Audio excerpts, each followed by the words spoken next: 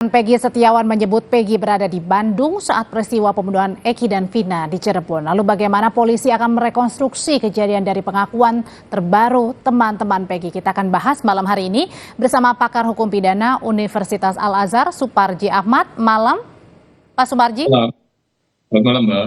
Pak Suparji, ini kan kesaksian dari teman-teman Peggy menyatakan dengan keras, bukan hanya kesaksian dari teman-teman, tapi juga keluarga, bahwa Peggy ini berada di Bandung, bukan di Cirebon pada saat kejadian pembunuhan Vina terjadi. Nah, kalau rekonstruksi, kemudian banyak bantahan, sanggahan dari keluarga dan juga teman-teman Vina, ini akankah tetap berjalan rekonstruksinya? Ya, saya kira rekonstruksi kan satu mekanisme untuk reka ulang ya, dalam rangka membuktikan adanya peristiwa pidana atau tidak. Kalau kemudian bahwa ada pengakuan dan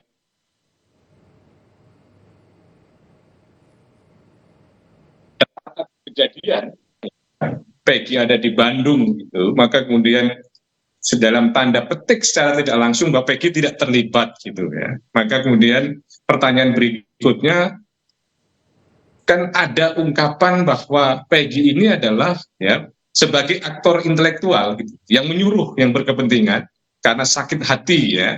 Nah, kalau itu yang terjadi, maka sesungguhnya seorang aktor intelektual tadi kan tidak perlu ada di lokasi ya. Sehingga ini adalah menjadi satu hal yang menarik. Kedudukan Peggy ini sebagai pelaku atau kemudian sebagai yang menyuruh melakukan satu tindak pidana. Kalau konteksnya sebagai pelaku kan berarti ada di TKP, tempat kejadian perkara. Kalau konteksnya sebagai yang menyuruh melakukan karena sakit hati, karena balas dendam, konon katanya kecewa dan sebagainya, maka memang tidak harus ada di lokasi. Tetapi terlepas dari argumentasi tadi itu, memang rasa-rasanya Maksudnya kurang. kalau belum tentu tidak harus ada di lokasi pada saat kejadian begitu ya, artinya menyuruh teman-temannya kalau memang benar begitu.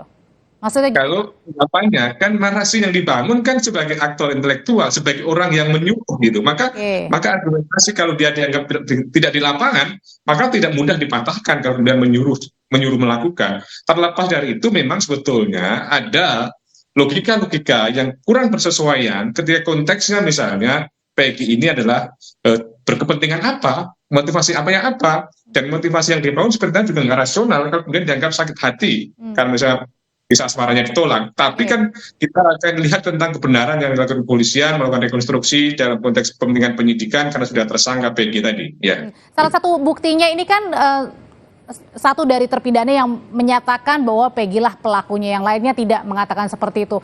Nah, ini kemudian harus diperkuat lagi buktinya untuk menjelaskan bahwa Peggy betul-betul otak pembunuhan. Ya, betul, bahwa tidak cukup hanya bersandar kepada satu saksi gitu ya.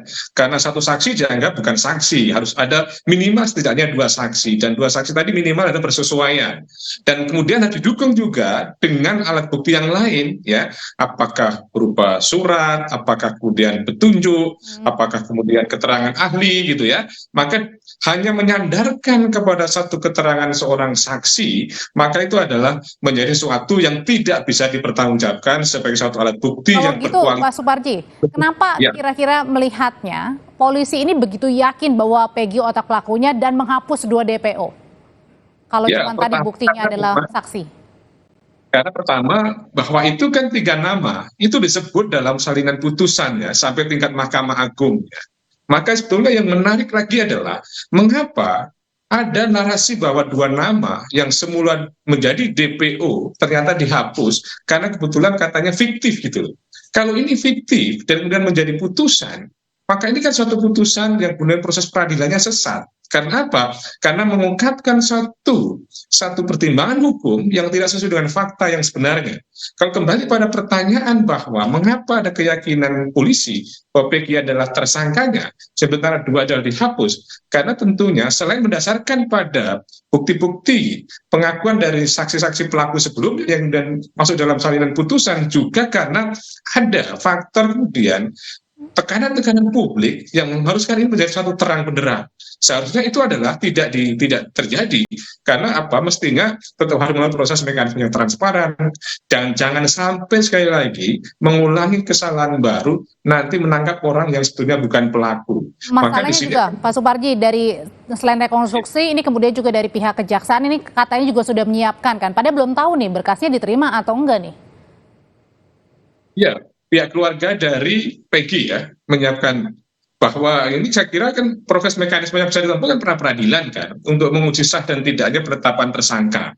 Tinggal bagaimana ya bersangkutan melalui kuasa hukumnya itu menguji penetapan tersangka ini adalah tidak sah. Bagaimana keputusan Mahkamah Konstitusi mencaratkan bahwa untuk menetapkan tersangka itu kan minimal 2 alat bukti, dan alat bukti tadi tidak sekedar berkuantitas dalam arti jumlahnya terpenuhi, tetapi juga berkualitas. Berkualitas dalam arti apa? Bahwa bersesuaian dengan fakta yang sebenarnya, bersesuaian dengan jenis tindak pidana, bersesuaian antara saksi satu dengan saksi yang lain, bersesuaian dengan alat bukti satu dengan alat bukti yang lain. Jadi memang ini adalah satu kondisi yang dilematis ya bagi penyidik, tetapi kita harap betul-betul profesional sesuai dengan Presiden Jokowi, tidak ada yang ditutup-tutupi.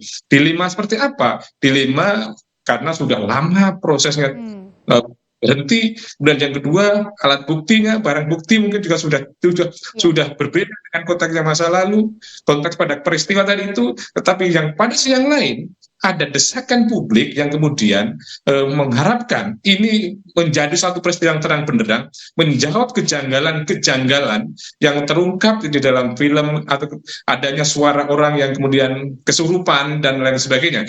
Jadi ini saya kira dilema yang kemudian membangun upaya-upaya polisi untuk bekerja secara cepat. Pak Suparji, nah dengan tadi dibilang kan 8 tahun ya, nggak tahu nih ada bukti-buktinya apa nih, karena kan bisa saja mungkin hilang bukti tersebut karena sudah berlalunya sangat lama. Kalau gitu gimana caranya ini membuktikan bahwa yang semua melakukan termasuk otak pembunuhannya itu memang benar-benar sudah tersangka, terpidana dan akan dihukum atau sudah dihukum? Itu gimana? Sulit nggak tuh Pak?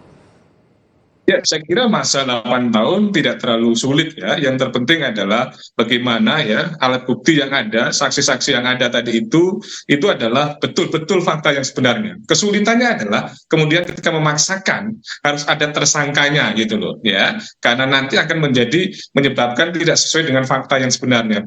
Saya kira saksi masih ada, bukti-bukti petunjuk juga masih bisa dipakai ya, misalnya kumpulan-kumpulan alat bukti yang lain juga misalnya bisa digunakan ya. Yang terpenting adalah bahwa alat bukti tadi itu betul-betul sesuai dengan fakta yang sebenarnya. Maka itu menjadi tidak sulit ya. Gitu, ya. Dan kalau besok untuk rekonstruksi, kemudian juga ada pemanggilan dari teman-teman Peggy, apakah juga akan mempengaruhi nantinya? Ya, sangat berpengaruh, bahwa proses penegakan hukum itu sangat dipengaruhi dengan alat bukti, sangat dipengaruhi rekonstruksi fakta yang didasarkan pada alat bukti yang didukung dengan barang bukti.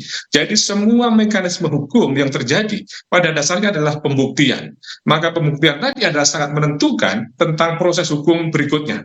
Jadi keterangan para saksi, proses mekanisme rekonstruksi itu akan sangat mengaruhi proses hukum ini yang sedang berjalan. Tetapi yang menarik adalah sebetulnya konstruksinya dalam konteks tindak pidana yang dilakukan, disangkakan, diduga kepada Peggy ini sebetulnya sebagai apa? Sebagai pelaku atau sebagai yang menyuruh melakukan. Maka ketika yang menyuruh melakukan tidak otomatis batal gara-gara yang bersangkutan ada di Bandung sedangkan kejadian adalah di Cirebon. Itu Itu pun harus diperkuat dengan alat bukti. Terima kasih Pakar Hukum Pidana Universitas Al-Azhar, Suparji Ahmad. Saya selalu Pak Suparji. ya.